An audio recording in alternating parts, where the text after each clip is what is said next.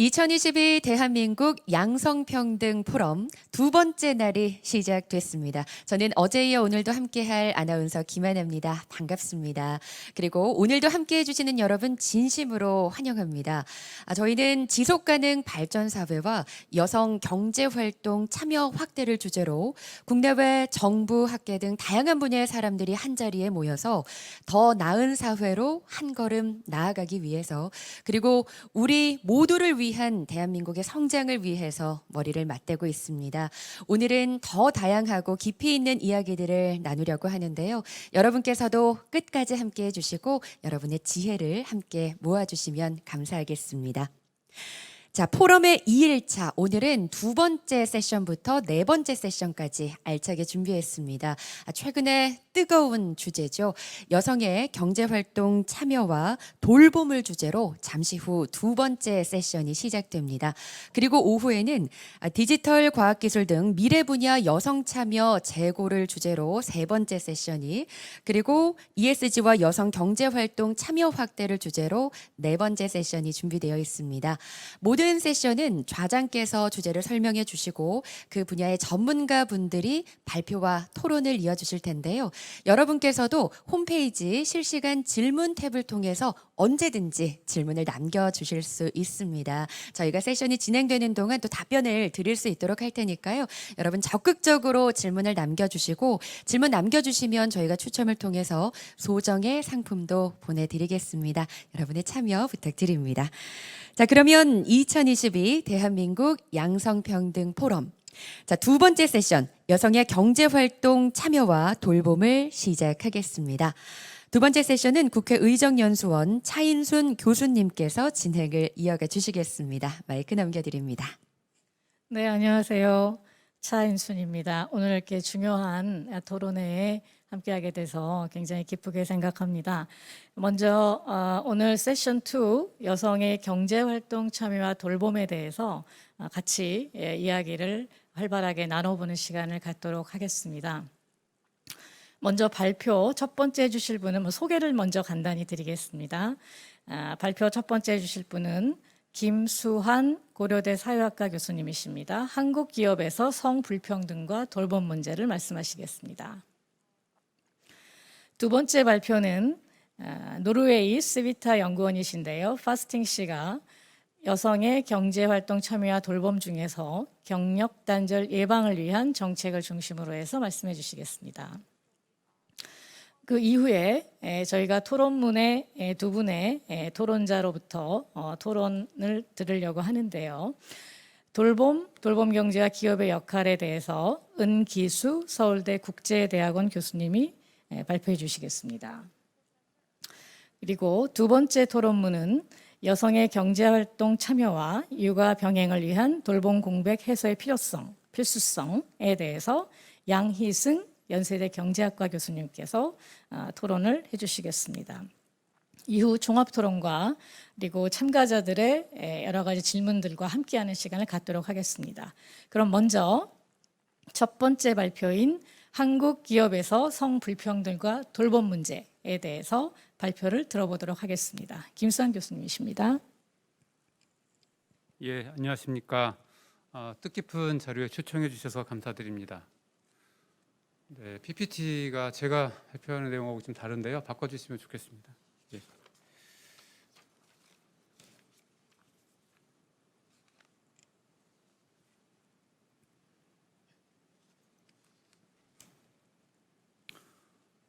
예, 제가 오늘 드릴 내용은 한국 기업에서 성불평등과 돌봄 문제를 어떻게 다룰 것이냐입니다. 한국의 성불평등 지수는 꽤 높은 상황입니다. OECD 회원국 가운데서 성불평등이 가장 심각한데요.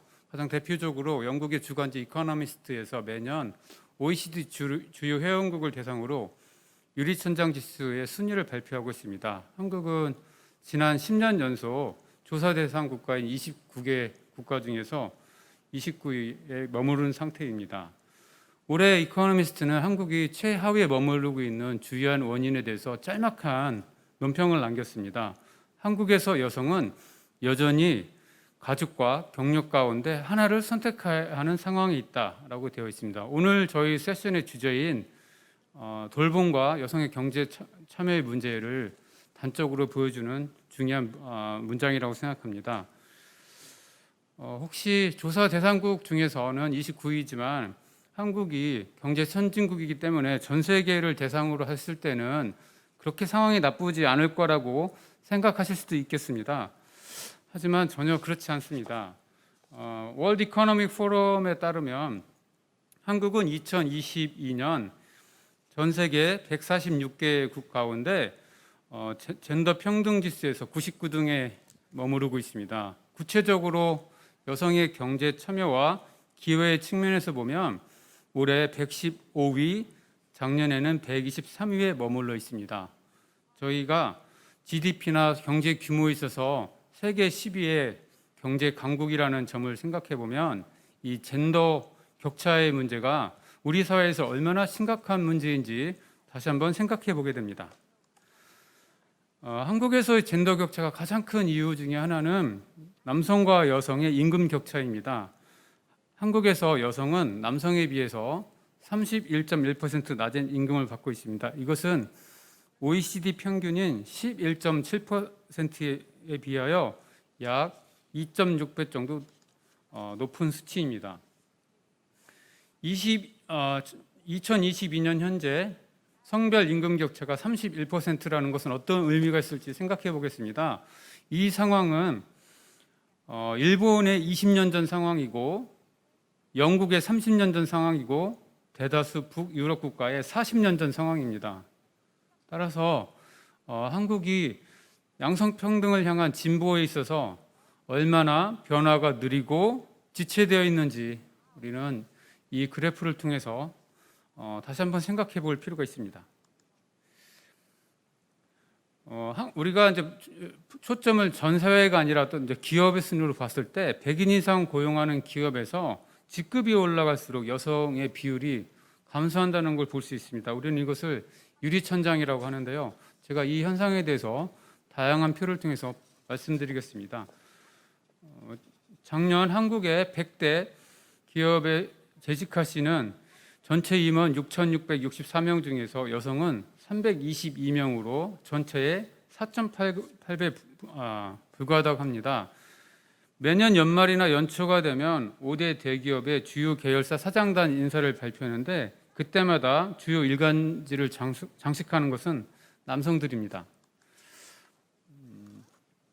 실제로 한국의 대기업 이사의 비율을 보면 2016년 2.4%에서 2021년 8.7%로 증가했지만 이 비율은 젠더 불평등이 한국만큼 나쁘다고 알려지고 있는 일본에 비해서도 낮은 수치이고 OECD 평균으로 보면 매우 낮은 상황입니다.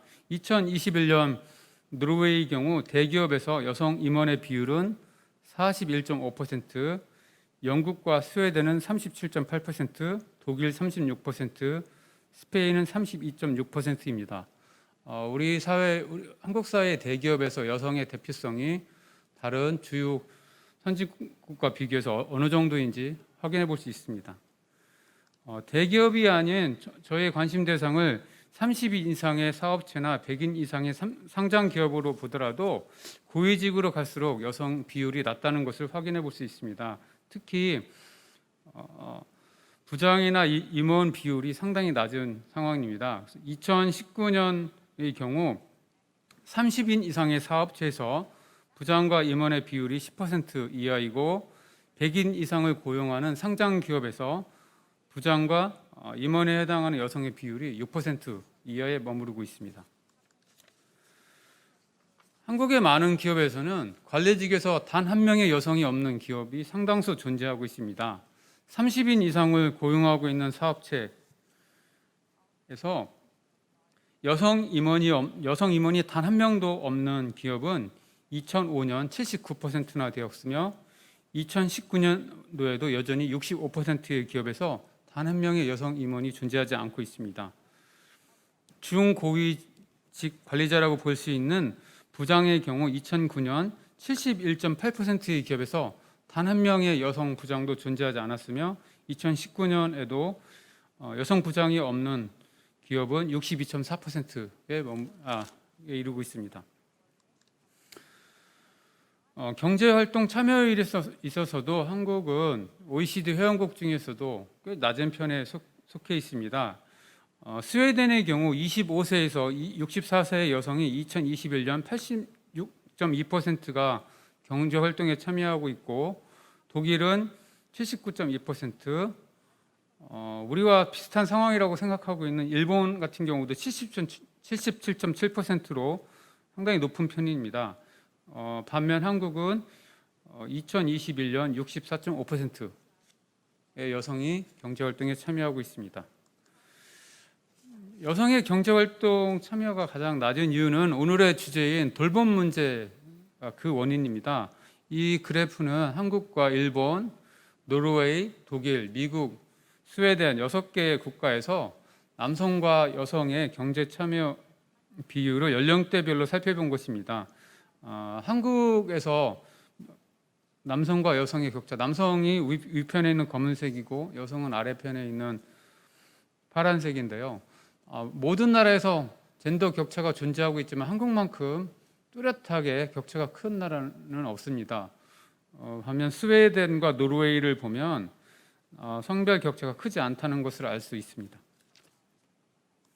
한국에 대해서 좀 자세히 살펴보면 25세에서 29세의 남성과 여성의 취업률은 비슷한 수준입니다. 그렇지만 남성은 30대, 40대에 접어들면서 90%의 경제활동 참여율을 보이지만 여성 같은 경우에는 30대, 40대에서 결혼, 출산, 육아, 돌봄의 문제로 인해서 취업률이 감소했다가 50대에 들어서 서서히 회복하는 것으로 볼 수 있습니다.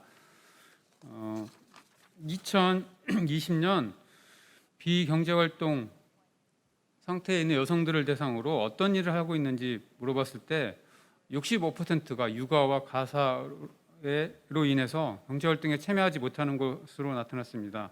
그래서 이 그래프를 보면 돌봄이 여성 경력 단절의 가장 큰 원인이라고 생각되며 올해 이코노미스트가 한국은 여전히 여성이 경력과 가족 중에서 하나를 선택해야 되는 상황이 왜 이코노미스트에서 이런 말을 했는지 이 그래프를 통해서 다시 한번 확인해 볼 수 있습니다. 또 다른 그래프를 통해서 결혼, 출산, 육아, 돌봄이 남성과 여성의 경제활동에 어떤 영향을 주는지 다시 한번 확인해 보겠습니다. 결혼을 전후하여 남성과 여성의 경제활동의 궤적이 다르다는 것을 이 그래프를 통해서 알 수 있습니다. 결혼 이전에 남성과 여성의 경제활동은 큰 격차를 보이고 있지 않습니다. 남성의 경우에는 결혼한 이후에 최대 97에서 98%의 고용률을 유지하고 있는 반면 여성의 경우에는 결혼 직전인 1년 전에 88%의 고용률이 결혼한 해에 68%로 감소하고 4년, 5년 차에 가면서 41%로 감소하고 있습니다. 이 4년, 5년 차가 많은 경우 여성들이 첫 아이를 낳고 돌봄이 시작하는 해인데요. 이 그래프를 통해서 출산 돌봄이 여성 경제 활동을 낮추는 핵심 요인이라는 것을 다시 한번 확인해 볼 수 있습니다. 출산 육아를 마치고 노동시장으로 복귀하는 여성들을 기다리고 있는 것은 안정된 정규직이 아니라 비정규직입니다. 그래서 한국의 경우 여성 노동자의 10명 중 4명이 비정규직으로 일을 하고 있습니다. 이러한 것들이 남성과 여성의 임금 격차, 그다음에 관리직으로의 승진을 막는 주된 원인이 되고 있습니다. 또 다른 원인 중에 하나는 한국이 오랫동안 유지하고 있는 장시간 노동 시스템입니다. 지난 10년 넘게 노동시간이 감소하고 있지만 여전히 한국의 노동시간은 OECD 회원국에 비해서 꽤 높은 편입니다. 2021년 한국의 연평균 노동시간은 1915시간으로서 OECD 평균인 1716시간보다 200시간 길고 이걸 대략 생각해 보면 한 달 정도 더 일을 하는 셈입니다. 장시간 노동하는 국가라고 알려진 일본에 비해서도 300시간 더 긴 노동시간을 가지고 있습니다. 남성과 여성이 모두 일터에서 장시간 노동을 수행하는 반면 집안에서 여성들은 또 다른 장시간 노동인 무임금 가사노동을 수행하고 있습니다. 오른편에 있는 그래프는 맞벌이 부부가 일주일 평균 얼마에 많은 노동을 하느냐인데 남성이 여성보다 한 일주일 평균 3에서 4시간 정도의 긴 유급 노동을 수행하고 있습니다. 반면 여성들은 남성들과 비슷한 수준의 유급 노동을 수행하지만 집에 와서 매일 평균 남성들보다 2시간 30분 정도 노동을 수행하고 있습니다. 이 그래프를 통해서 맞벌이 부부의 경우에도 돌봄과 가사노동에 대한 일차적인 부담이 여성에게 주어지고 있다는 것을 알 수 있습니다. 그래서 이러한 돌봄과 가사노동의 부담이 여성이 일터에서 자신의 경력을 발전시키는 데 제약이 되고 있습니다. 장시간 노동을 중시하고 자녀 돌봄과 가사를 여성들에게 책임지고 있는 이 규범이 여성들에 대한 차별과 상대적인 차등적인 대우를 합리화하는 근거로 사용되고 있습니다. 이러한 근거로 인해서 여성은 고용이나 직무 배치, 평가, 승진, 임금 보상 등에서 차별을 경험하고 있습니다. 우리나라 정부는 적극적 고용 개선 조치를 통해서 여성이 경험하고 있는 성별 격차를 해소하기 위해서 많은 노력을 하고 있지만 적극적 고용 개선 조치는 500인 이상을 고용하는 사업체와 300인 이상을 고용하는 공기업입니다. 적극적 고용 개선 조치 자체가 상대적으로 영향력이 낮다는 한계점도 있지만 더 큰 한계점은 이 적극적 고용 개선 조치에 해당이 되는 기업이 실제 사업체에 비해서 극히 일부에 해당한다는 것입니다. 30인 미만을 고용하는 사업체가 우리나라 전체 사업체의 96%를 차지하는 것이 현실입니다. 그리고 특히 여성들 같은 경우 여성 720만 명의 여성 노동자의 60%가 30인 미만의 사업체에서 일을 하고 있습니다. 이 30인 미만의 사업체에 대해서는 다른 슬라이드에서도 계속 다시 언급할 예정이 기억해 주시면 좋겠습니다. 왜 그러냐면 이 30인 미만의 중소업체에서는 육아 돌봄과 관련된 기업의 지원이 매우 부족한 상황인데 여성들이 주로 이러한 곳에서 일을 하고 있습니다. 고용노동부가 2018년 처음으로 5인 이상을 고용하는 5,000개의 사업체를 대상으로 유연근무 제도의 도입과 활용 실태를 조사했습니다. 당시 조사에 의하면 75.6%의 사업체에서 유연근로제를 도입하지 않다고 응답했으며 앞으로 도입할 계획이 있다고 응답한 것은 9.6%에 불과했고 앞으로도 도입할 계획이 없다고 응답한 것은 36.4%에 이르렀습니다. 이 그래프는 기업의 고용 규모에 따라서 육아 및 출산 제도가 활용이 상당히 다르다는 것을 알 수 있습니다. 제가 아까 말씀드린 한국 여성의 60% 이상이 고용된 30인 미만의 사업체에서 육아 및 출산 제도의 활용도는 상당히 저조한 형편입니다.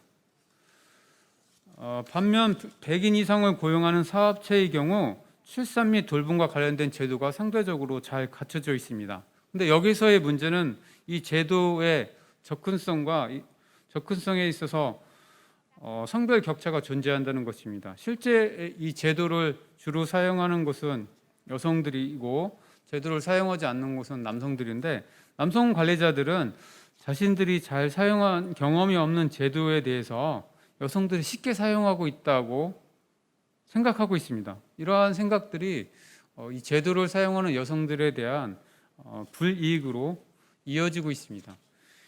휴직, 병가, 가족 돌봄과 관련된 이 제도에서도 제도의 주된 사용자와 이 제도에 대한 용이성에 있어서 인식의 격차가 존재한다는 것을 알 수 있습니다. 이 그래프를 통해서도 여성 관리자가 남성 관리자들보다 병가나 가족 돌봄과 관련된 제도를 많이 사용하고 있지만 여성 관리자들은 이 제도의 사용이 쉽지 않다고 인식하고 있습니다.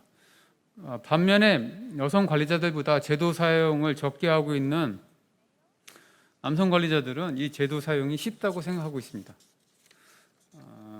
육아휴직과 출산휴직에 있어서도 남성 관리자와 여성 관리자의 이용률에 있어서 차이가 존재하는데, 더 큰 문제는 남성 관리자와 여성 관리자 모두 육아휴직, 출산휴가를 사용한 이후에 업무 배제나 승진 누락, 원치 않는 부서로 이동과 같은 경력 불이익을 경험한다는 것입니다.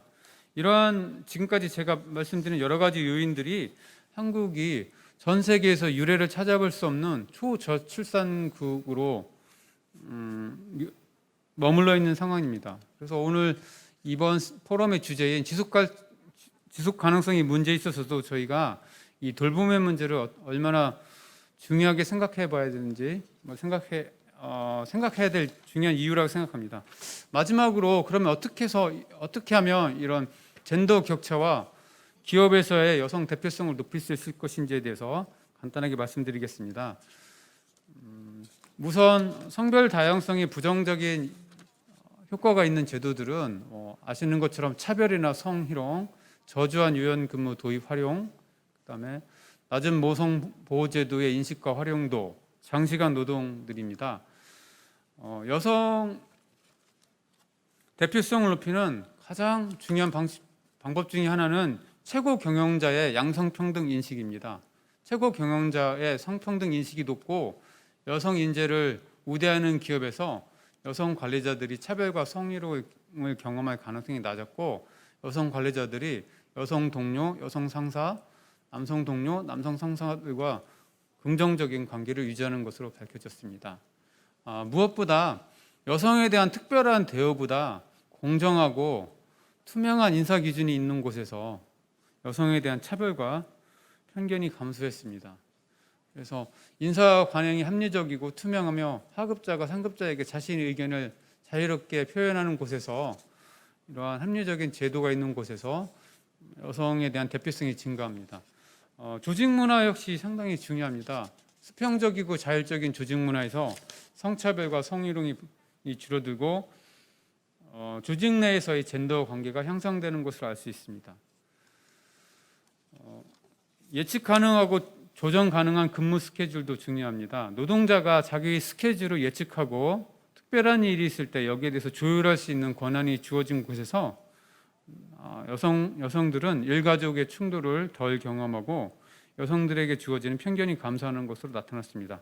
한국 기업에 대한 연구에서도 업무 스케줄을 예측하고 조정할 수 있는 기업에서 여성 관리자들은 보다 수평적이고 긍정적인 젠더 관계를 형성하는 것으로 나타났습니다.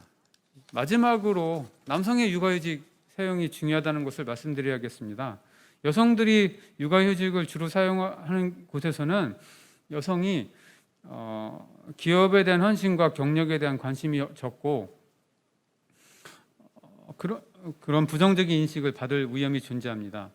반면 남성들이 육아휴직을 사용할 경우 육아에 대한 책임이 여성뿐만 아니라 남녀 모두의 책임이라는 생각을 만들어내고, 남성의 육아휴직을 권장하는 기업에서 전통적 젠더 규범을 통해서 동료를 평가하는 경향이 약화되는 연구 성과가 있습니다. 한국의 경우에도 남성 직원의 육아휴직 사용이 쉬운 곳에서 여성 관리자들이 직장 내 동료, 상사, 부하 등과 긍정적인 관계를 형성하며 여성에 대한 편견과 차별이 감소하는 것으로 나타났습니다. 근래 남성의 육아휴직 사용자가 늘어나고 있는데요. 이거보다는 훨씬 더 많이 늘어날 수 있도록 많은 정책적인 지원이 필요하다고 생각합니다. 말씀을 마치겠습니다. 저희가 이제 궁극적인 과제는 두 가지라고 생각합니다. 하나는 출산, 육아, 돌봄의 책임을 가지고 있는 특정한 사람뿐만 아니라 모든 사람의 일과 삶의 균형을 향상할 수 있도록 사람들이 가지고 있는 다양한 생애 과정을 반영하는 제도가 필요하다고 생각합니다.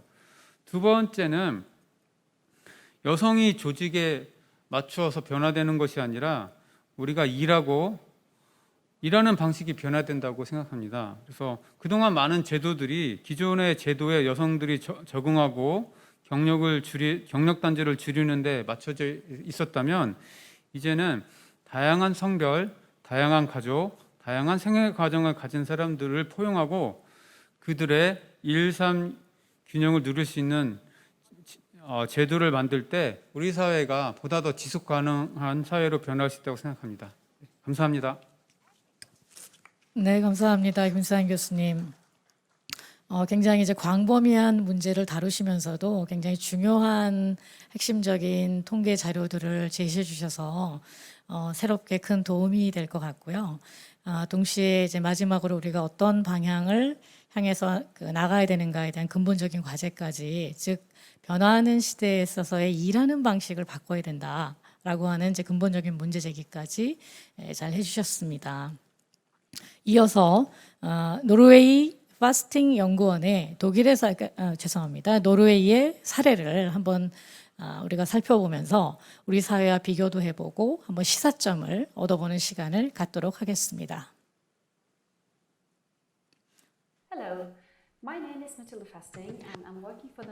안녕하십니까. 노르웨이 싱크탱크 시비타의 마틸다 파스팅입니다. 발표 녹화 영상을 보고 계십니다. 이 영상을 보실 때 발표 자료도 같이 보실 수 있으면 좋겠습니다.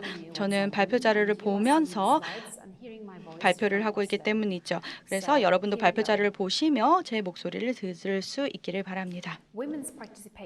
여성의 경제활동 참여와 돌봄, 그리고 돌봄의 사회적 책임, 경력 단절을 방지하기 위한 정책, 이것이 오늘 주제입니다.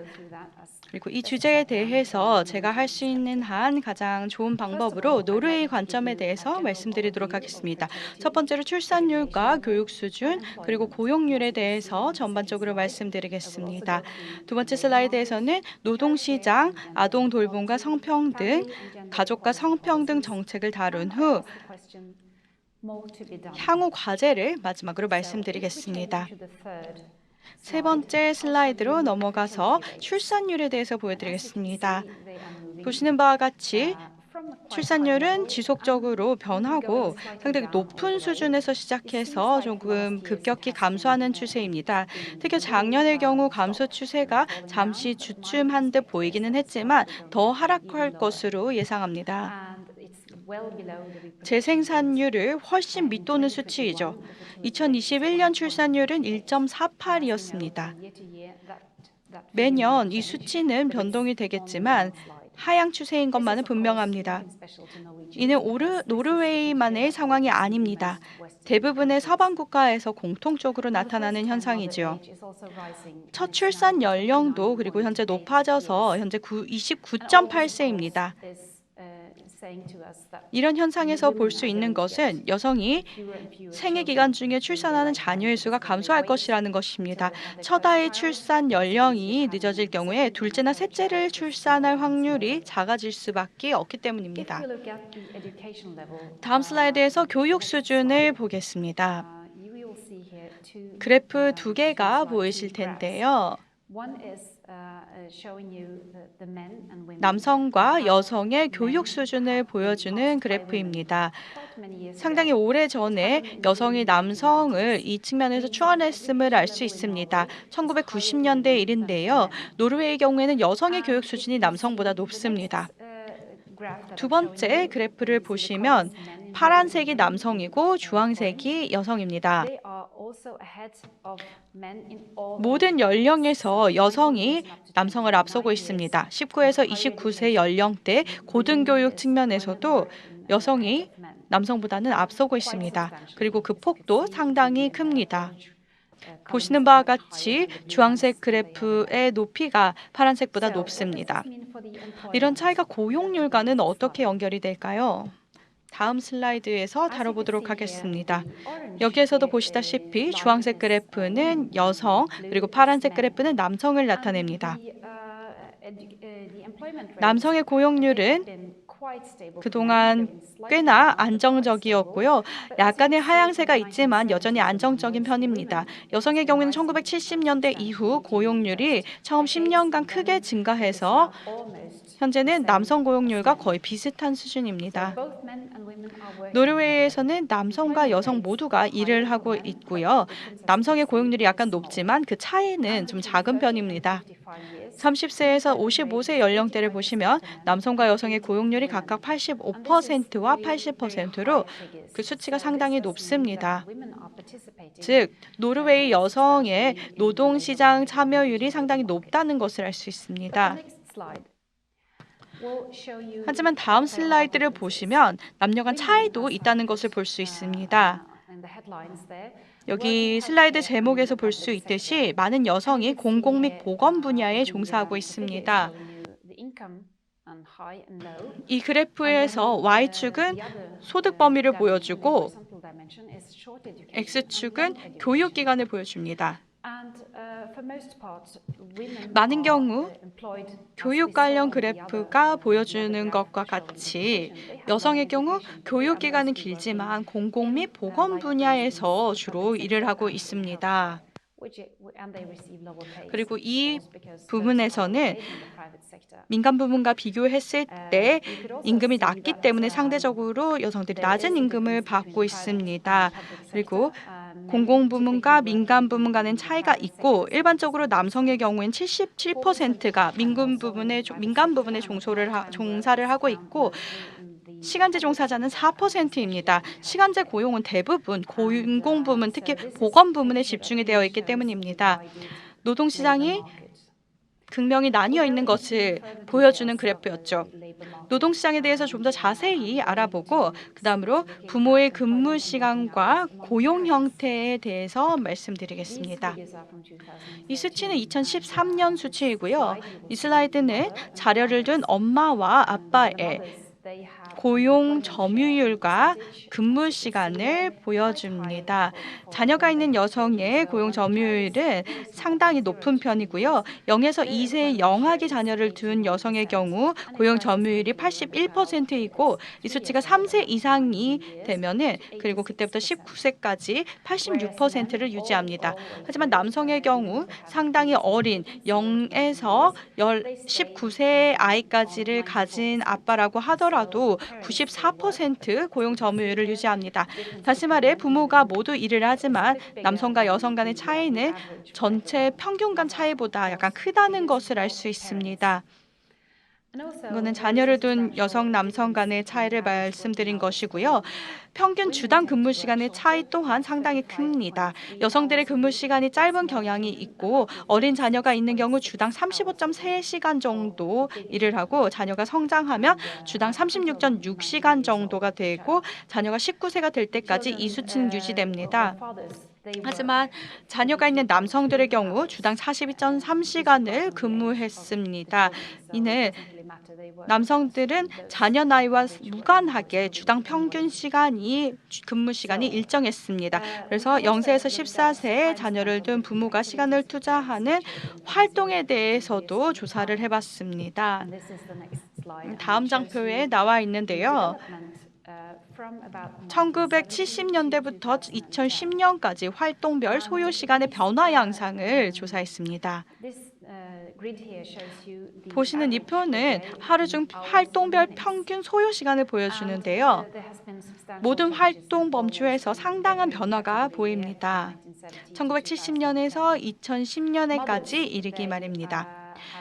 여성들의 일하는 시간은 크게 증가했고요. 1.18시간, 즉 1시간 18분에서 시작해서 3.42시간으로 2010년에는 늘어났습니다. 이 부분이 0에서 14세까지 자녀를 둔 부모들에게 매우 중요한 부분입니다. 집안일을 하는 시간은 감소해서 여성의 경우 40년 동안에 5시간에서 2시간으로 줄었습니다. 자녀를 돌보는 시간은 조금 늘어 처음에는 1시간 20분이었지만 이제 1시간 43분으로 1990년에 증가한 후 2010년 다시 감소했습니다. 그래서 조금 증가했다가 다시 감소를 한 거죠. 육아 시간은. 아버지들의 경우에는 1970년대 대비 일하는 시간이 줄어서 일별 약 6시간에서 5시간을 근무하고 있습니다. 그리고 집안일을 하는 시간이 30분가량 크게 늘어 1970년에는 약 30분에 불과했지만 2010년에는 약 1시간으로 늘었습니다. 육아 시간 역시 크게 증가해서 1970년에는 20분밖에 되지 않았지만 2010년에는 1시간 정도가 됐습니다.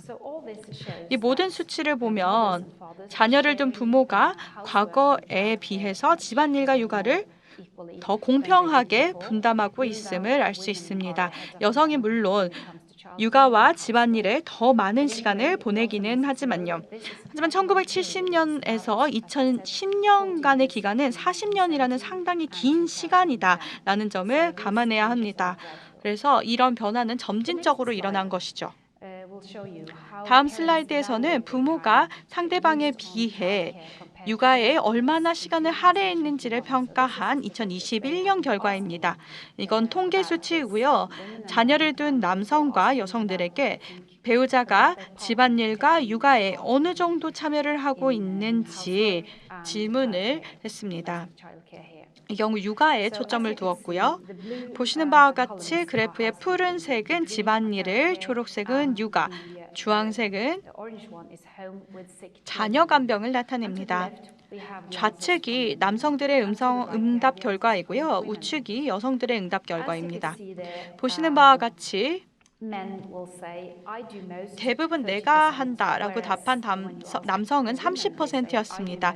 동일한 질문에 여성은 60%가 대부분 내가 한다라고 답을 했습니다. 집안일을 공평하게 분담하는지 물었을 때 남성들의 경우 약 50% 비율로 남녀 간 분담이 상당히 공평하다라고 대답을 했습니다. 그리고 육아에 대해서는 65%로 응답한 남성의 65%가 자녀를 돌보는 데 있어 책임을 공평하게 분담하고 있다라고 생각하는 것으로 나타났습니다. 그리고 자녀 간병의 경우에는 이 응답 수치가 더 높았고요. 그리고 배우자가 대부분을 한다는 응답 결과는 여성에 비해서 남성이 훨씬 더 높았습니다. 다시 말해 여성들에게 배우자가 대부분의 일을 하는지 질문을 했을 때 그렇다고 답한 비율은 매우 낮았습니다. 이 조사 결과를 통해 여성들이 여전히 집안일 대부분을 자신이 하고 있다고 생각하며 부모 간 동등한 분담이 증가했고 배우자가 대부분 도맡아 한다고 생각하는 여성은 매우 적다는 것을 알 수 있었습니다. 그래서 여전히 성별 차이가 존재하지만 과거에 비해서는 공평하게 분담이 되고 있기는 합니다. 육아 경력과 관련하여 제기되는 문제들에 대해서도 고민을 할 필요가 있는데요. 이전 노동시장 관련 슬라이드에서 여성과 남성이 참여하는 노동시장에 대해 잠시 언급한 바가 있는데요. 시간제로 근무하는 이유에 대해서 이번 장표에서 알아보도록 하겠습니다. 이 조사 결과 이 그래프에 나타난 기간은 2015년부터 2022년입니다. 시간제 근무를 하는 가장 중요한 이유는 보시다시피 주황색과 진한 파란색 그래프입니다. 그래프를 보며 육아와 가정 문제를 상당히 높게 꼽았고요. 그리고 가장 중요한 이유인 주황색의 경우 전일제 직장을 구하기 어렵다라는 대답이었습니다. 앞에 말씀드린 바와 같이 공공부문이라는 노동시장의 구조 때문입니다. 여성들이 공공부문과 보건 분야에서 일을 하는데 사실 이 두 부문의 경우 시간제 근무가 상당히 흔한 부문입니다. 또한 장사나 가게에서 일을 하는 경우에도 비슷합니다. 외에도 잡지사나 매장에서 일을 하는 경우도 다양한 근무 시간이 있기 때문에 시간제 일자리가 훨씬 더 많습니다. 그래서 여성들이 이러한 영역에서 일을 하기 때문에 전일제 일자리를 구할 수 없어서 시간제로 근무한다라고 응답을 한 것입니다.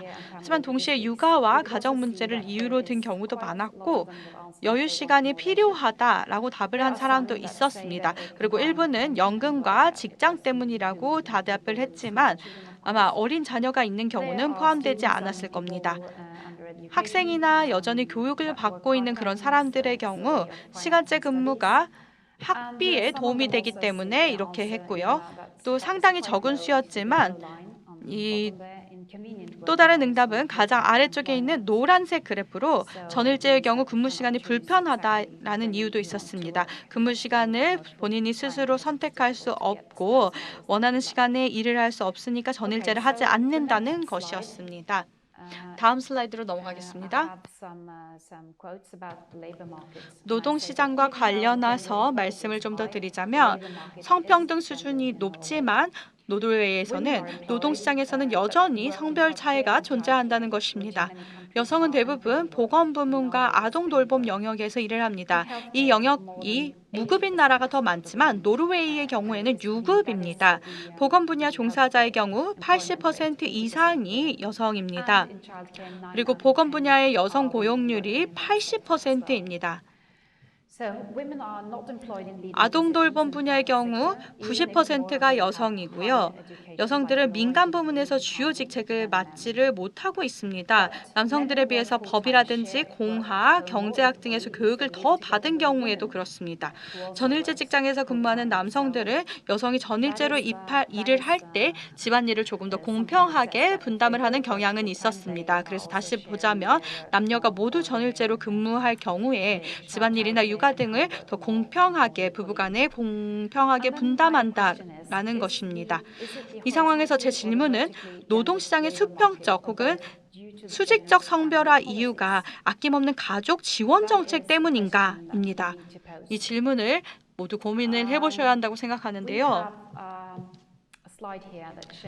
다음 슬라이드에서는 가족 정책에 대해서 말씀드릴 텐데 그 전에 사람들이 근무 환경에 대해서 어떻게 생각하고 있는지를 답변한 응답을 보도록 하겠습니다. 코로나19 이후 여성들의 높은 유연성을 누리며 재택근무를 하는가라는 이 질문이 제기된 이유는 노르웨이의 코로나 상황이 거의 이제 종식이 됐기 때문입니다. 그래서 많은 사람들이 이전에는 출근을 할 수 없어서 재택근무를 해야 했는데 보시는 바와 같이 이제는 그 상황이 종식됐기 때문입니다. 이 슬라이드에서는 앞에서 보신 노동시장 관련 그래프와 마찬가지로 Y축은 소득 수준, X축은 교육기간입니다. 교육기간이 길어질수록 재택근무 비율이 높아집니다.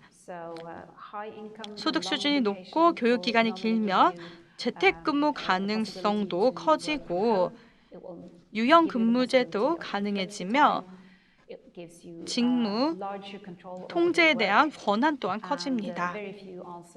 그리고 유연성이 낮다라는 응답은 매우 적은 수였습니다. 하지만 교육기간은 길지만 소득 수준은 높지 않은 경우가 보통 아까 말씀드렸듯이 공공부문인데요. 그리고 많은 여성들이 주로 이 부문에서 일을 하고 있죠. 그래서 많은 응답자가 근무 유연성이 낮다고 대답을 했고요. 대부분은 직무 통제도 적다고 대답했습니다. 그리고 이들도 여전히 유연 근무제를 할 수는 있었지만 이 범주 여성들의 경우 재택근무가 77%에서 53%로 감소했습니다. 왼쪽에 있는 자료를 보시면 재택근무 가능성이 낮아지는데 특히 교육기간이 낮고 소득이 적은 경우에 이 재택근무 가능성이 낮아졌습니다. 유연근무 역시 마찬가지로 앞에 두 경우에 비해서 적어졌습니다. 교육기간이 짧고 수입이 적은 경우 직무 통제 역시 높지 않았고요. 유연 근무 가능성이 적다는 그런 문제가 있습니다.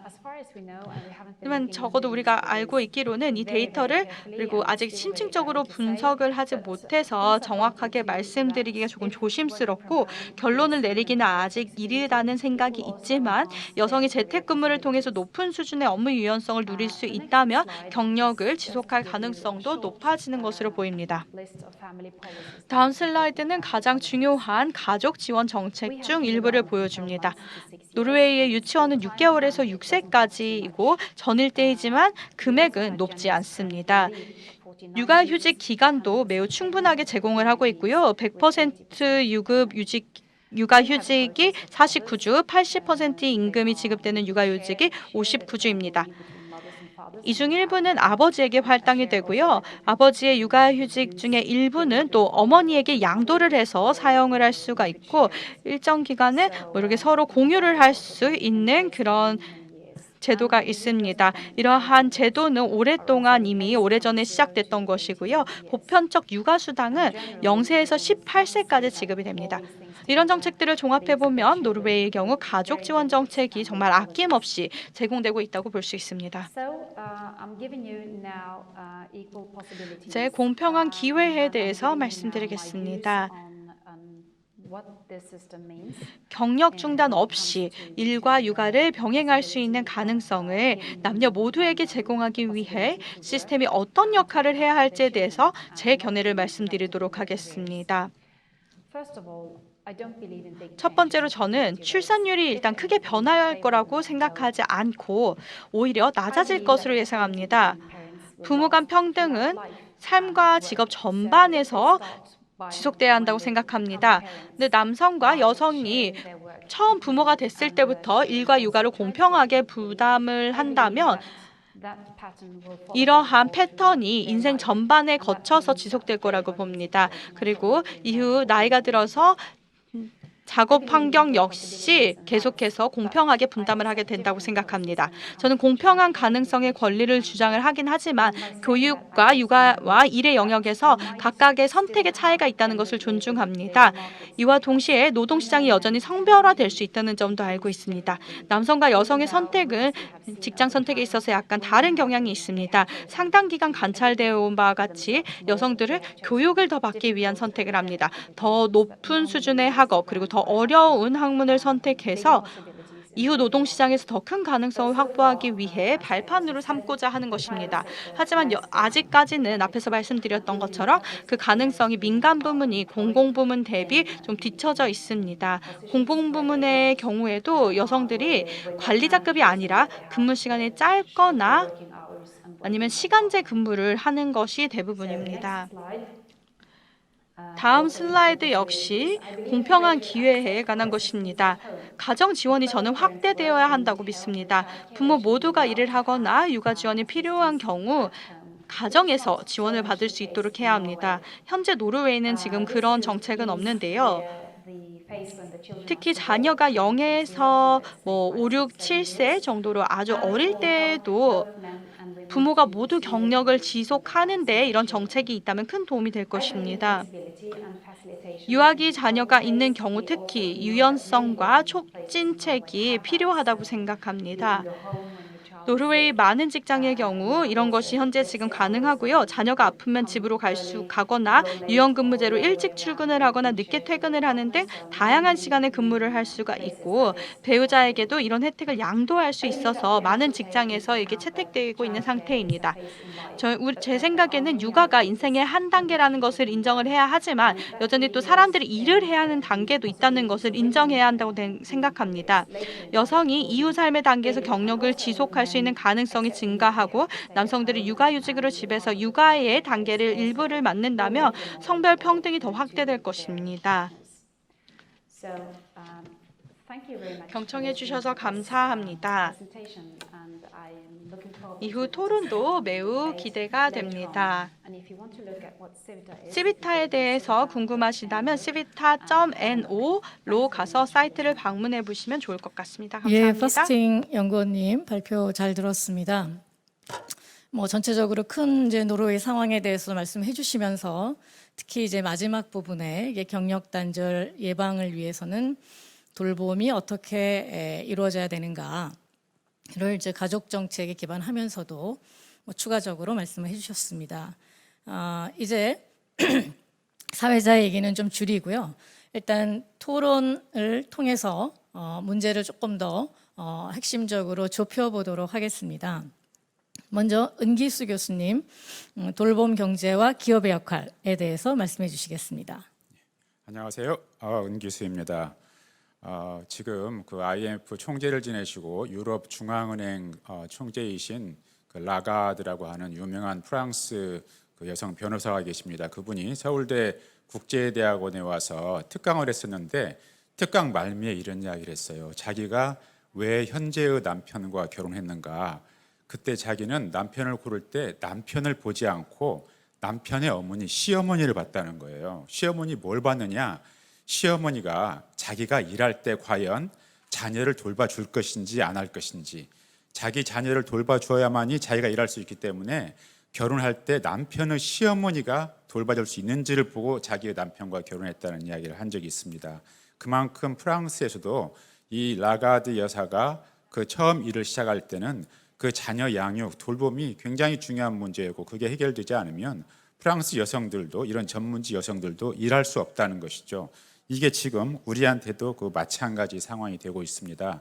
우리나라에서 지금 김수환 교수님 발표에서 보신 대로 저출산 상황이 매우 심각하죠. 세계적으로 가장 낮은 출산율 수준인데 이건 그냥 말로 세계적으로 가장 낮은 출산율이다라는 정도가 아니고 합계 출산율이 1 이하로 0.9, 0.8, 0.7 이런 사회는 인류 사회에서 경험한 적이 없고 그리고 앞으로도 경험할 수 없는 그런 사회인 것입니다. 즉 이런 사회는 매우 이례적이고 즉 한국 사회가 어쩌면 이렇게 이례적인 저출산을 경험하고 있는지 여기에 대해서 지금 우리가 경각심을 가지고 봐야 되는데 이 대회의 주제가 지속 가능한 사회잖아요. 그런데 지금 현재의 이 합계 출산력 수준으로는 한국 사회가 지속 가능하지 않습니다.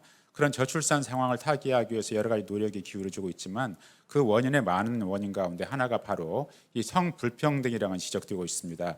우리 김수환 교수님 발표에서도 우리 한국 사회의 성불평 정도가 얼마나 심각한지 OECD 다른 국가들과 비해서도 한국의 성불평등 정도가 얼마나 심각한지 잘 나와 있습니다. 이 성평등 문제가 제대로 해소되지 않고서는 지금 지속 가능한 사회로 가기 위한 저출산 문제도 해결될 수가 없는 거죠. 결국은 이 성불평등 문제를 해소하기 위해서는 여성들의 그 역량이 강화돼야 되는, 특히 이 대회의 주제처럼 그 여성들의 경제적인 그런 역량이 강화되어야 되는데 크게 두 가지, 교육과 결국은 노동시장에서 일자리 문제로 귀결될 수 있겠습니다.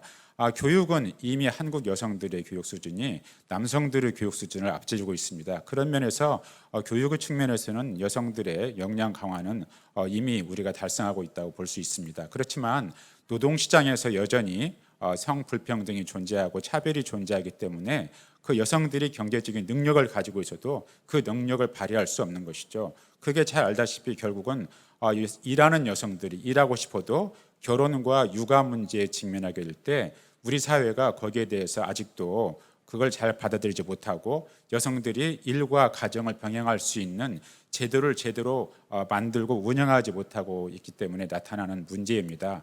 이러한 차별과 불평등을 결국은 개선하기 위해서 많은 그 노력이 기울어지고 있지만 여전히 일자리를 갖고 있는 일하고 있는 여성들이 결국은 결혼하고 자녀를 갖게 되었을 때 자녀가 단 한 명만 있더라도 돌봄 문제를 해결하지 못하면 결국은 일자리를 그만두고 노동시장에서 나와서 집으로 가서 다시 자녀를 손수 돌봐야 되는 그런 문제에 부닥치기 때문에 전 세계적으로 한국과 일본만이 이 여성들의 경제활동 참여율의 그런 곡선이 M자 곡선을 보이게 되는 것입니다. 이건 매우 전 세계적으로 유례가 없는 것이죠. 비록 여성들의 경제활동 참여율이 높다 낮다 이 수준의 차이는 있지만 그러나 연령별로 여성들의 경제활동 그 참가율의 그 모습이 M자 곡선을 나타낸 국가는 전 세계적으로 일본과 한국에서만 발견할 수 있고 특히 한국이 더 심각한 양상으로 여전히 존재하고 있습니다. 그렇기 때문에 이 일하고 싶어하는 여성들, 일하는 여성들이 어떻게 하면 경력을 다시 단절하지 않고 계속 이어서 일할 수 있는 것인지 이 문제가 결국은 한국에서 성평등을 해소하는 데 가장 중요한 문제가 되는 것이고 마찬가지로 여성들의 경제적인 역량을 강화하는 데도 가장 중요하게 되는 것입니다.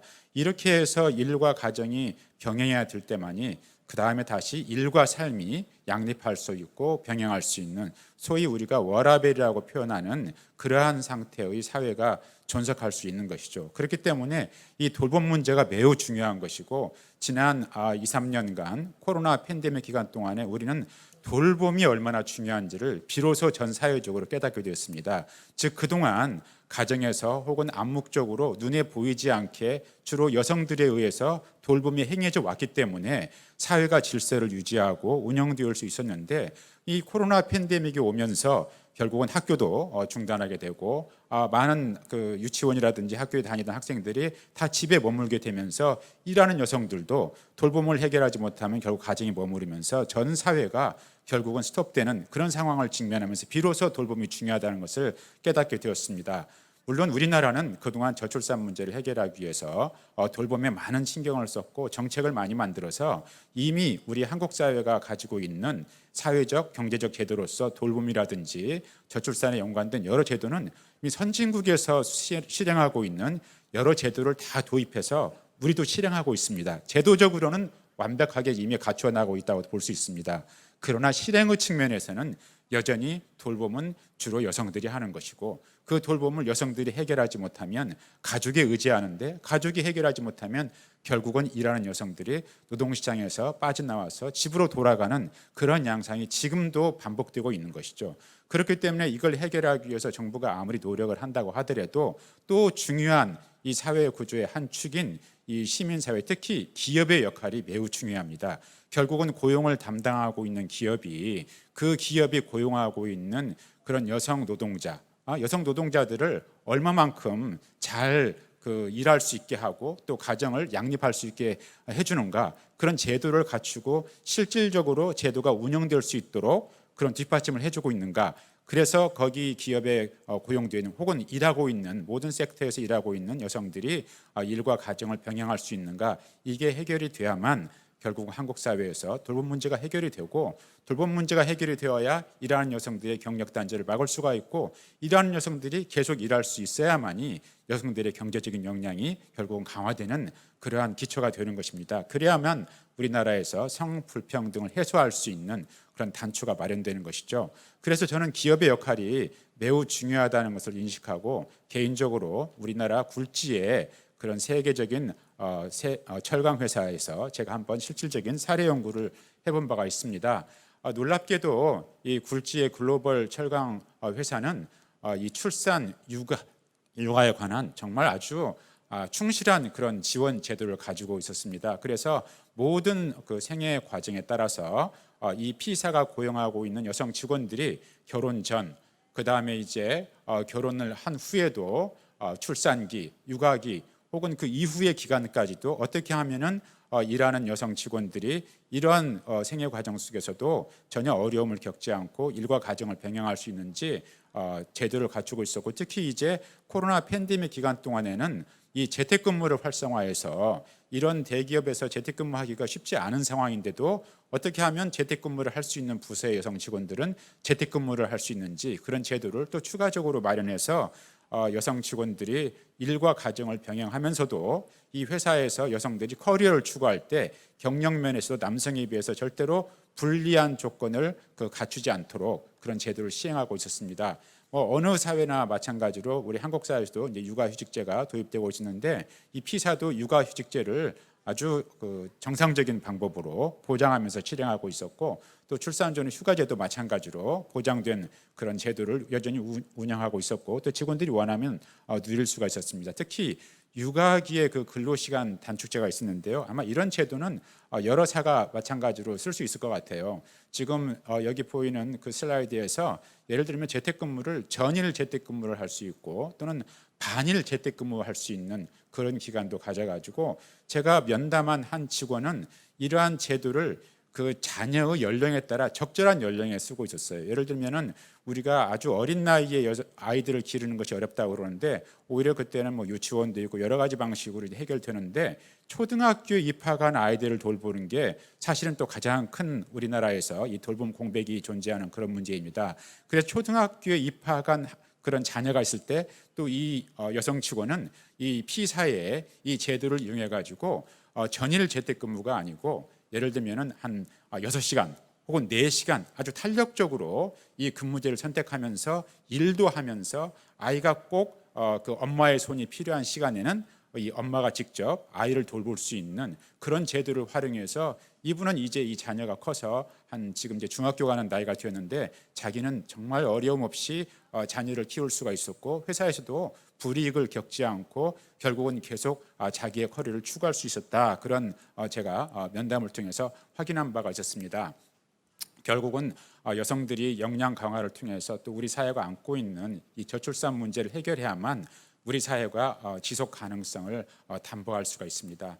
이를 해결하기 위해서는 정부 노력만으로는 부족하고 학계 또 시민사회가 함께 해야 되는데, 이 여성들의 경제적인 역량을 강화하고 이 저출산을 극복하기 위한 이런 노력에 민간 기업이 얼마나 실질적인 역할을 하면서 참여할 수 있는가, 그렇지 않을 때는 불가능하다는 사례를 제가 이 P사를 연구하면서 깨닫게 되었습니다.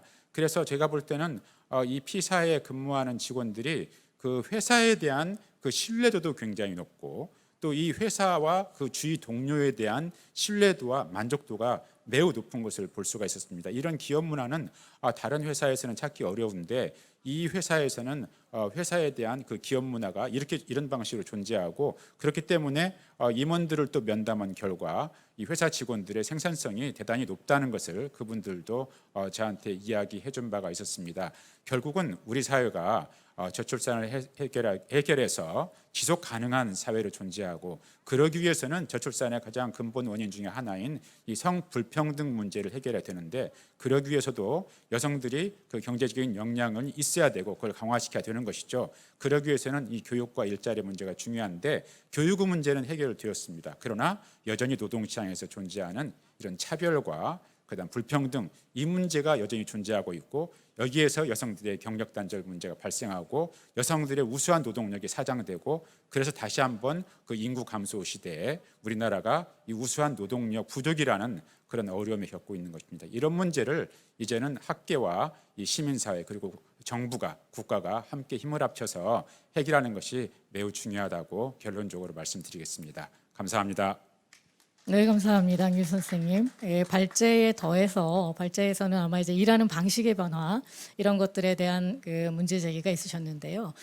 우리 이제 은기수 교수님께서는 더 나아가서 실제로 일하는 현장에서 발생하는 차별과 불평등 문제가 또한 여성들의 경제활동 참여나 단절에 큰 요인이 되는 측면이 있으니까 이 문제도 같이 들여다봐야 된다. 물론 이제 우리는 굉장히 여러 번 오랜 기간 동안 들여다봤죠. 근데 앞으로 이 문제에 대한 해결에 대한 조금 더 강한 고민들이 필요한 게 아니냐, 뭐 이런 생각이 좀 들었습니다. 두 번째 토론문 듣겠습니다. 양희순 교수님, 돌봄 공백의 해소의 필수성에 대해서 말씀해 주시겠습니다. 네, 안녕하세요. 연대경제학부 양희승입니다. 이렇게 뜻깊은 자리 불러주셔서 감사드리고요. 앞에 김수환 교수님 또 패스팅 연구원님 그리고 은기수 교수님 발표 잘 들었습니다. 저는 이 그래프로 시작을 하려고 하는데요. 아마 많은 분들이 익숙하신 그래프일 것 같습니다.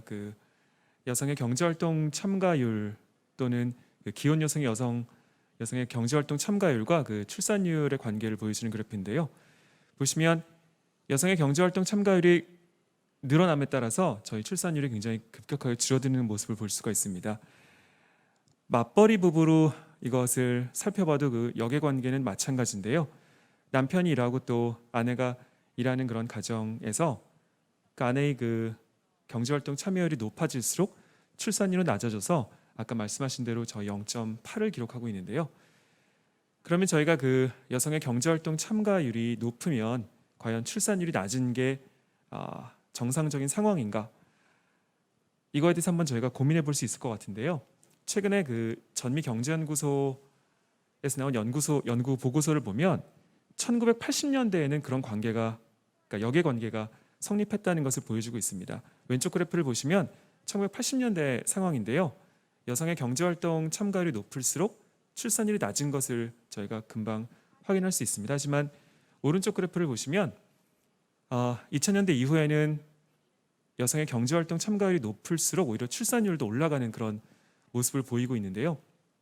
그래서 이 보고서에 따르면 여러 가지 요소가 있지만 그중에 가장 중요한 것 중에 하나는 바로 남성의 육아, 가사 노동 참여율이라고 합니다. 오른쪽 그래프를 보시면 남성들이, 아빠들이겠죠. 아빠들이 가사와 육아에 참여를 많이 할수록 출산율은 오히려 올라가는 것을 저희가 금방 확인할 수가 있습니다. 노르웨이가 그렇고요, 미국이 그렇고 핀란드가 그렇고 많은 선진국들이 그런 모습을 보이고 있습니다. 보시면 가사와 육아 노동의 35%, 40% 가까이를 남성들이 지금 하고 있는데요. 반면 한국을 보시면 이건 저희 연세대학교와 용운장학재단이 최근에 한 서베이인데요. 이 서베이를 보시면 20대, 30대 저희가 최근에 이제 가장 육아 활동이 좀 왕성한 그런 연령대인데요. 보시면 남성의 육아와 가사 노동 참여율이 여성의 절반도 되지 않습니다. 자녀 돌보기는 1시간이 채 되지 않고요. 여성에 비교해 보면 절반도 채 되지 않은 그런 상황입니다. 국가별로 비교해 보면 여기 나와 있습니다. 옆에 미국 또는 스페인, 유럽 국가들에 비해서 한국의 그 남성들의 그 육아 참여율은 굉장히 적습니다. 남성의 그 교육 수준이 높든 낮든 간에 상관없이 굉장히 낮은 그런 성향을 보이고 있는데요. 이런 것들이 아마 저희 그 우리나라에서 여성의 경제활동 참가율과 또 출산율의 그 역외관계를 성립하게 하는 굉장히 좀 잘못된 관행인 것 같고요. 그 여성가족부가 또 그 굉장히 좋은 서베이를 하고 있는데요. 그러니까 올해 초에 나온 보고서입니다. 2021년 양성평등 실태조사를 보시면 되게 비슷한 상황을 보실 수가 있습니다. 그 부부간 가사 돌봄의 분담을 반반씩 하겠다는 비율이 여전히 굉장히 적고요. 굉장히 많은 가정에서 여성들이 그 가사와 돌봄을 전담하고 있는 것을 저희가 금방 살펴볼 수가 있습니다. 코로나로 인해서 이런 상황이 조금 더 악화가 됐는데요. 코로나로 인해서 아이들이 학교에 가지 못하고 또 아이들의 돌봄의 필요성이 더 높아짐에 따라서 이런 여러 가지 피해들을 고스란히 여성들이 떠안고 있는데요. 그러다 보니까 코로나19로 인해서 가사 돌봄이 증가했다는 그 설문을 보시면 여전히 여성의 그런 돌봄이 굉장히 많이 증가한 것을 저희가 금방 살펴볼 수 있습니다. 물론 이것도 이제 2021년 그 여성가족부가 실시한 그 양성평등 실태조사인데요. 보시면 2016년에 비해서 2021년에 그 여성의 일에 대한 인식 또는 사회적 분위기가 양성평등에 대한 인식이 굉장히 좋아진 것을 알 수가 있습니다. 그럼에도 불구하고 여전히 출산율은 낮고 여성의 경제활동 참가율은 정체되어 있는 상황인데요.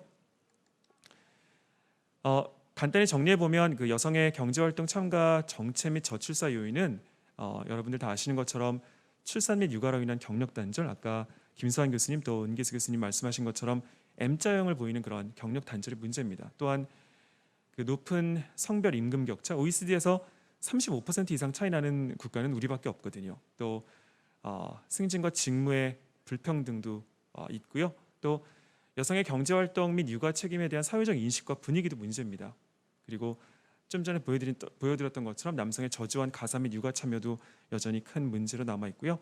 이와 함께 정부 및 기업의 가족 정책도 저희가 한 번 더 고민해 볼 필요가 있지 않을까 저는 그렇게 생각해 봤습니다. 해외 트렌드를 보시면 아까 말씀드렸던 것처럼 2000년대 이후에는 여성의 노동시장 참여가 늘어날수록 출산율이 증가하는 것을 볼 수가 있는데요. 아까 보여드렸던 그 전미경제연구소 또 그걸 정리한 이코노미스트에 따르면 이런 역전 현상은 문화 및 정책 변화에 기인한다고 합니다. 여기서 네 가지를 끄집어냈는데요. 첫 번째는 오늘 그 두 분 교수님께서 말씀하신 것처럼 유연한 노동시장이 필요합니다. 그리고 남성의 육아 참여도 반드시 필요하고요. 보여드렸던 그래프처럼 그 미국과 노르웨이에서는 육아 가사 참여 비중이 35%입니다. 한국의 뭐 10%, 20%에 비할 바가 아니고요. 또 여성의 우호적인 사회기범, 그러니까 워킹맘에 대한 인식이 굉장히 좋고요. 또 좋은 가족 정책도 있습니다. 아까 그 파스팅 연구원께서도 말씀하셨지만 노르웨이에서는 그 육아휴직 기간, 그러니까 100% 월급을 지급해주는 육아휴직 기간이 무려 1년에 가까이 있습니다. 한국의 12주에 비할 바가 아니고요. 또 유아 한 명당 지원 금액이 1년에 3만 불에 달합니다. 물론 돈을 많이 쓴다고 반드시 그 출산율이 늘어나고 또 육아가 쉬워져서 여성의 경제활동이 늘어나는 건 아니고요.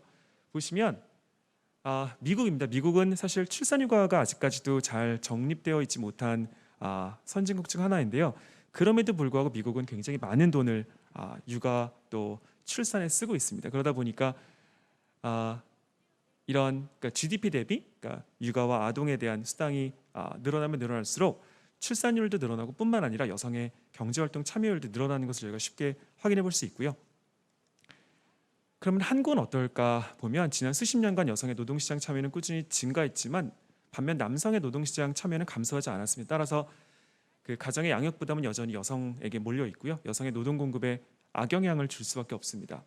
물론 우리 정부가 꾸준히 노력을 해서 지금 굉장히 많은 돈을 쓰고 있지만 예를 들면 2013년부터 무상 보육 정책이 도입됐고요. 또 내년부터는 부모 급여 제도도 신설이 된다고 합니다. 하지만 여성 경제 활동에 대한 인식 변화는 여전히 작은 편이고요. 그러면 여성의 노동시장 참여 및 육아 병행을 위해서 어떤 노력들이 이루어져야 될까 저희가 간단하게 정리를 해봤는데요. 이미 김수환 교수님 그리고 은기수 교수님께서 말씀해 주셨던 내용을 간단하게 요약한 것뿐입니다. 남성의 가사 및 육아 참여율 당연히 제고해야 되고요. 또 보육 지원도 늘려야 한다고 생각을 합니다. 양육 서비스 지원 필요한데요. 저희 엄마가 회사에 있다가 엄마가 직장에 있다가 아이가 아프면 직장에서 나와서 병원을 같이 가야 되는 건 엄마거든요. 그래서 아픈 아이 뭐 긴급 돌봄 서비스라든지 병원 동행 서비스도 반드시 필요할 것 같고요. 또 아까 은기수 교수님 방금 아주 잘 설명해 주셨는데 아이 연령대에 따른 지원이 굉장히 다를 수밖에 없습니다. 임신과 출산기, 영유아, 초등기에 따른 어려움이 점점 다른데요. 그거에 맞춘 그런 서비스도 저희는 필요하다고 생각을 합니다. 또 출산 휴가 및 육아휴직 오늘 두 분께서 정말 잘 말씀해 주셨는데 적극 장려해야 됩니다. 남성의 육아휴직 장려해야 되고요. 육아휴직 이후에도 직무 배치라든지 승진, 임금 등의 차별을 금지해야 되고요. 또 양육 비용도 물론 확대해야 됩니다. 육아 조력자 아까 라가르드 총재 말씀하셨는데요. 저희 엄마 아빠의 부모님들 엄청나게 도움이 되고 있거든요. 그래서 그런 분들에 대한 수당 지급도 저희는 고민을 해봐야 되고요. 또 아이를 가지신 분들이 또 고용하는 이모님들에 대한 수당 지급도 저희가 고민을 해야 될 것 같습니다. 육아휴직에 따른 경제적 부담 경감을 위해서 또 장려금도 지급을 해야 되는데 아까 김수환 교수님 잘 설명해 주셨지만 30 이하 미만 기업들에서는 여성들이 육아휴직을 마음대로 사용하기가 쉽지 않습니다. 남성은 더 어려울 수도 있고요. 뿐만 아니라 아까 패스팅 연구원님께서도 말씀하셨지만 노동시장 유연화 굉장히 중요합니다. 시간제 일자리 증가 필요하고요. 특히나 전문 직종에서의 남녀 차이가 임금 성별 차이를 극대화시키는 가장 큰 요소인데요. 하버드대 클라우디아 골딘 교수님 말씀하셨던 것처럼 이런 전문 직종, 탐욕스러운 일자리에서도 일자리 유연화가 되지 않으면 사실 여성들이 고용되기 쉽지 않은 그런 상황입니다. 그리고 또 경력 단절 여성, 그러니까 M자에 속하는 그런 여성들의 재취업을 지원하는 그런 시스템 확충도 저는 반드시 필요해서 이런 분들의 구직 활동을 지원해주는 그런 노력도 저는 필요하다고 생각을 합니다. 네, 감사합니다. 여기까지입니다. 예, 감사합니다. 양혜승 교수님. 뭐 여러 가지 말씀하신 거를 제가 다시 요약할 필요는 없을 것 같고요.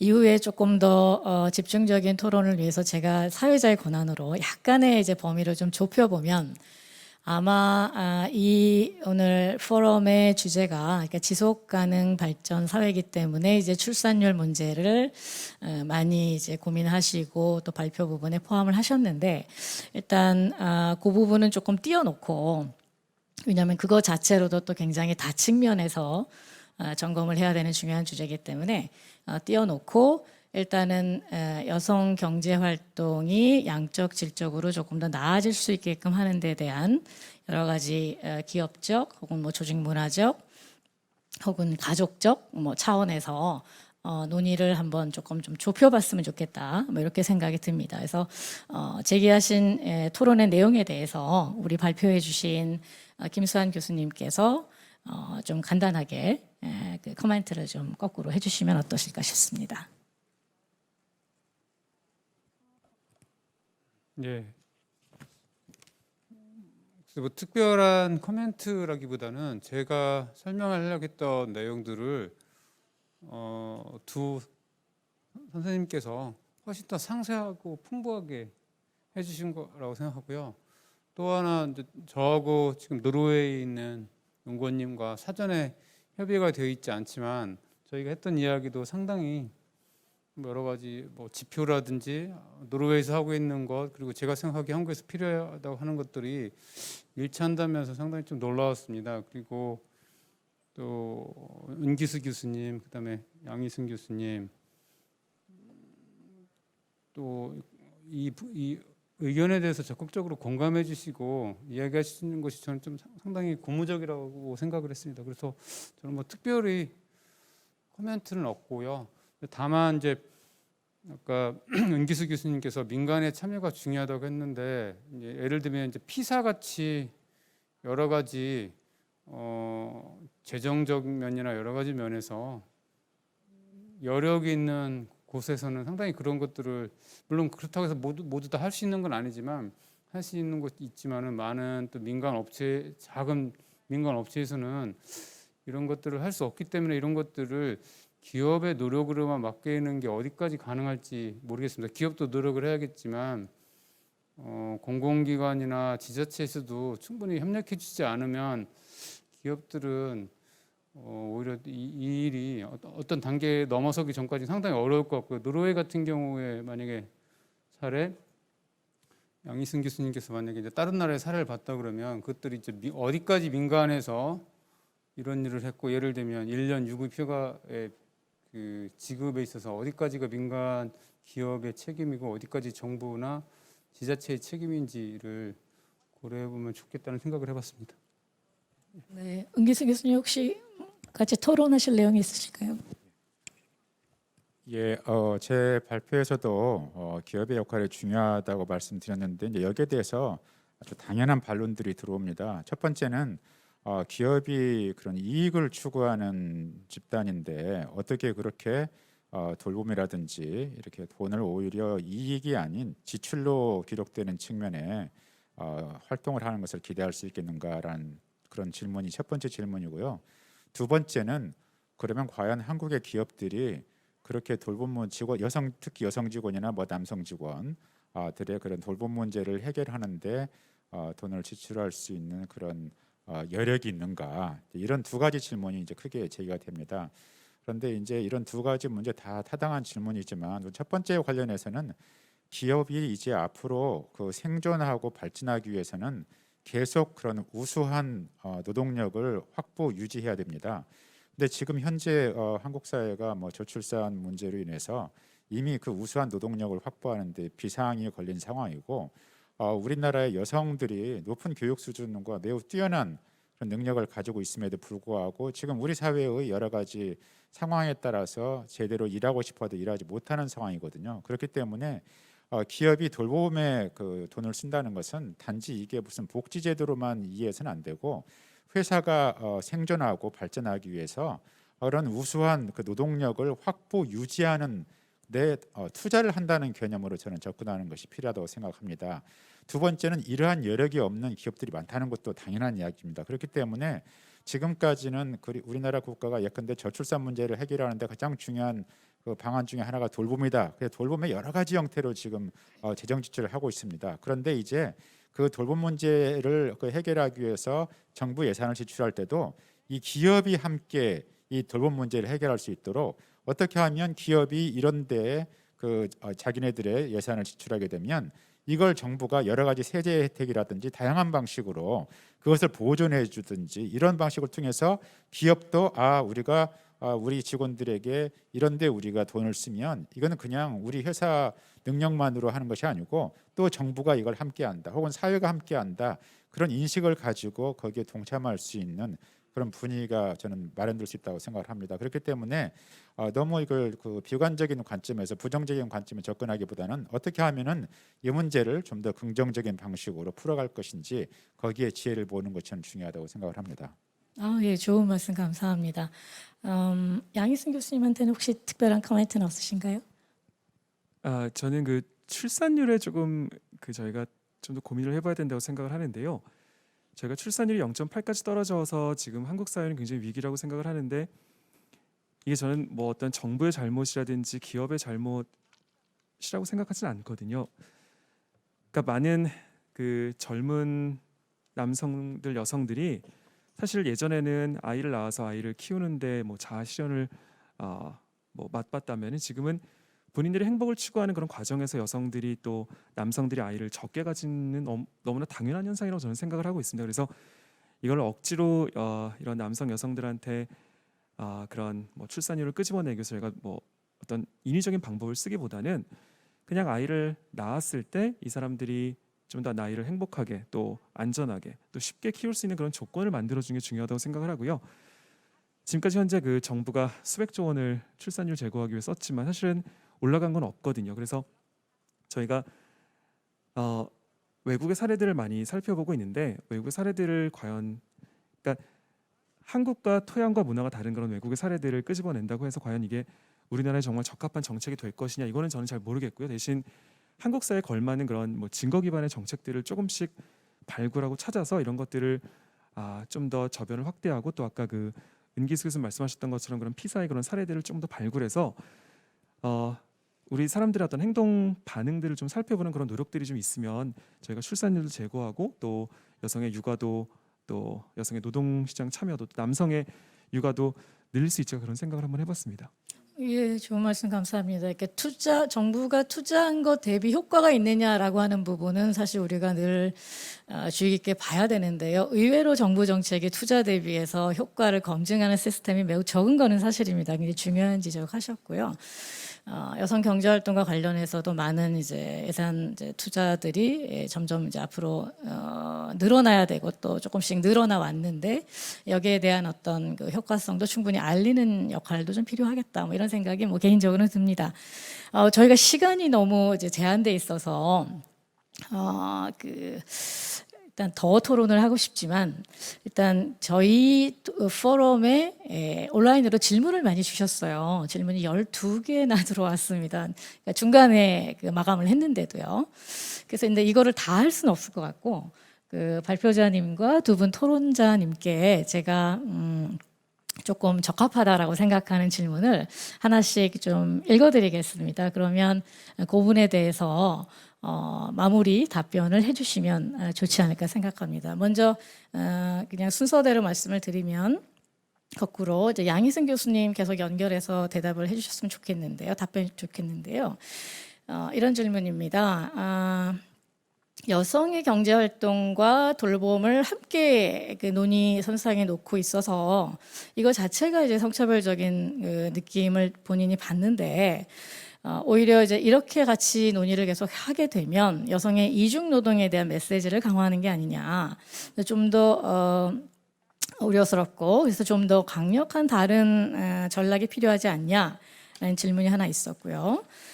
그 다음에는 은기수 교수님한테 부탁드리고 싶은 질문은 저는 이 질문 굉장히 이제 중요하다라고 생각하는데 일단 굉장히 깁니다. 근데 서너 줄만 요약해서 말씀을 드리면 일단 여러 가지 이제 정책들을 피고 있고 그리고 외적으로는 성적인 중립성을 띠고 있는 것처럼 보이더라도 기업의 어떤 내부 설계 과정에서 특정 성별에게 유리하도록 설계되어 있는 것, 즉 기업의 시공간적인 어떤 그 배치가 현실적으로 이것이 헌신이 가능한 남성들을 중심으로 해서 만들어졌기 때문에 그것이 인사정책이든 혹은 조직문화든 이런 것들에 의해서 사실은 이제 보이지 않는 많은 간접차별이 있다.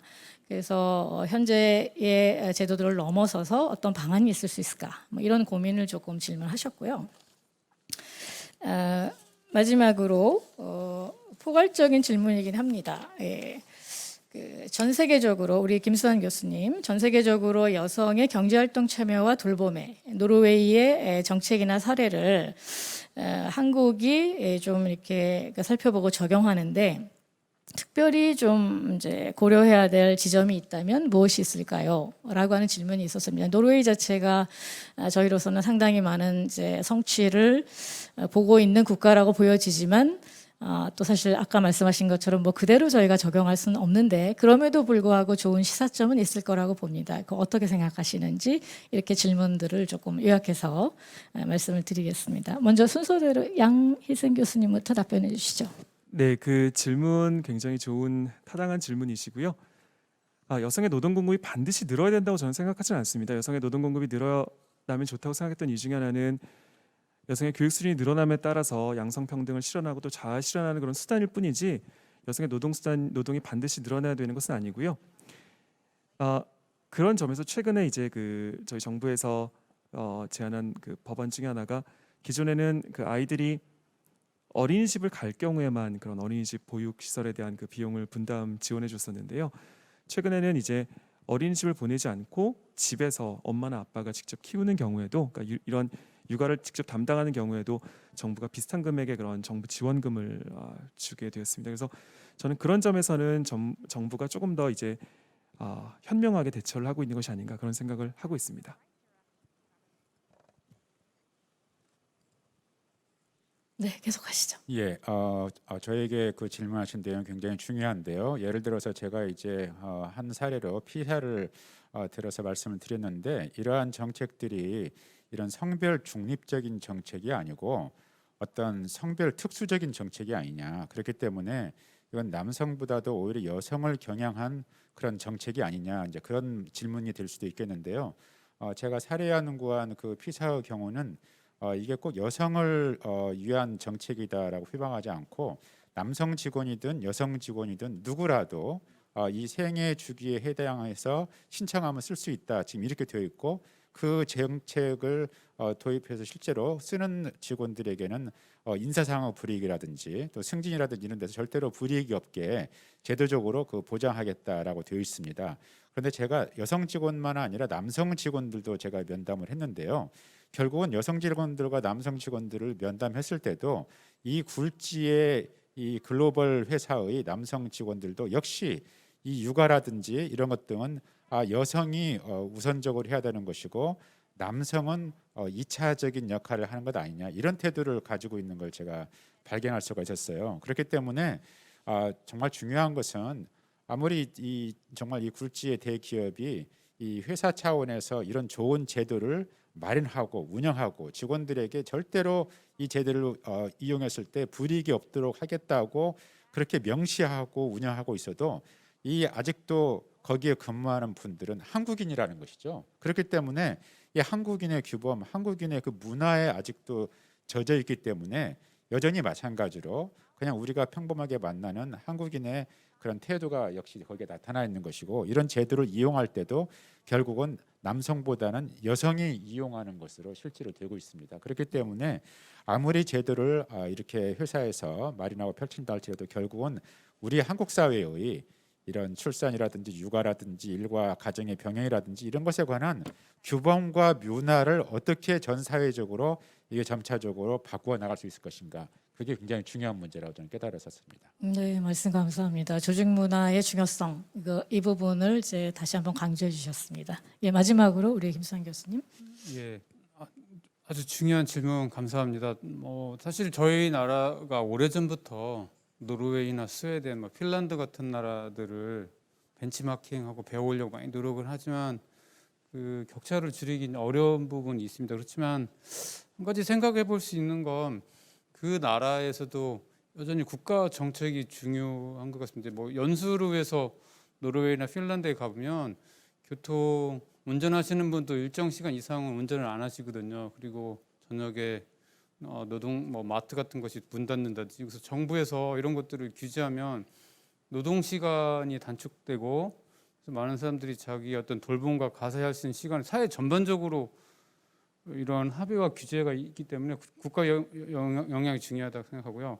그럼에도 불구하고 좀 차이는 노르웨이는 노르웨이 옆에 스웨덴이 있고 핀란드가 있고 덴마크가 있고 사실은 이 좋은 정책을 가지고 서로 견주고 배울 수 있는 이웃이 있다고 하면 한국에는 사실은 상대적으로 여전히 장시간 노동을 하고 있는 중국, 일본들이 있기 때문에 우리한테는 주위에서 이렇게 보고 배울 만한 좋은 이웃이 없다는 게 좀 아쉬움이 있기 때문에 우리가 이런 면에서 좀 약간 한계점이 있습니다. 그렇지만 한 가지는 여전히 우리나라는 국가가 중요하고 기업에서는 CEO의 역할이 중요하기 때문에 그런 문화적인 특성을 발휘해서 어떻게 하면 국가의 정부라든지 기업의 CEO들이 이 문제의 심각성에 대해서 인식을 하고 그 방향에서 제도를 개선할 것인가 하면 또 한국 나름대로 해법이 있을 거라고 생각합니다.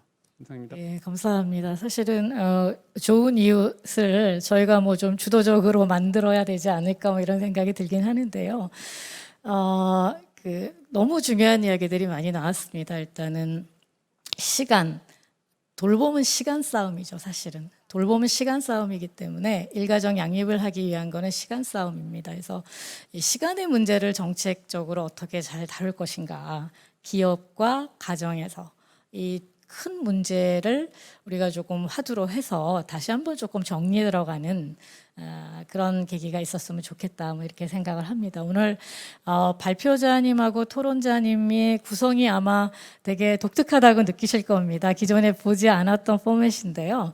이거 자체가 저는 의미가 있다고 생각을 합니다. 왜냐하면 여성의 경제활동 참여와 돌봄의 문제가 여성들만의 문제가 아니고 남녀 모두가 같이 함께 그리고 또 기업이 또 국가가 함께 풀어가야 될 문제라고 하는 거를 상징적으로 오늘 잘 보여주셨다고 생각을 합니다. 네, 긴 시간 동안 함께 해주셔서 감사합니다. 이상으로 마치겠습니다. 네, 고맙습니다. 세션을 이끌어주신 차인순 교수님 그리고 연사분들께 진심으로 감사의 말씀을 드립니다. 이 돌봄의 사회적 책임과 관련해서 문화적인 차이는 있었습니다만 이 노르웨이의 사례를 또 함께 살펴볼 수 있어서 정말 뜻깊은 시간이었고요. 좋은 말씀 주신 것처럼 개인, 국가, 기업이 힘을 모으고 있음에도 불구하고 일과 이 가정이 진정한 균형을 찾는 게 정말 어렵습니다. 현실적으로, 제도적으로, 구조적으로 아직도 가야 할 길이 많이 남아있음을 느끼며 마음이 무겁기는 합니다만 오늘 이렇게 우리가 모여 있는 것처럼 우리는 끊임없이 고민해왔고 노력해왔고 그리고 수치들이 점진적으로 나아지고 있음을 보여주고 있기에 또 희망을 찾을 수 있다고 생각합니다. 자, 두 번째 세션은 이렇게 마무리하겠습니다. 저희가 세션을 계속해서 이어가기 전에 휴식 시간을 가질 텐데요. 점심시간입니다. 점심 맛있게 드시고 오후 1시 30분부터 디지털 그리고 과학기술 등 미래 분야 여성 참여 재고를 주제로 세 번째 세션을 준비하고 있겠습니다. 그러면 저희는 잠시 후 1시 30분에 2022 대한민국 양성평등 포럼 다시 돌아오도록 하겠습니다. 고맙습니다.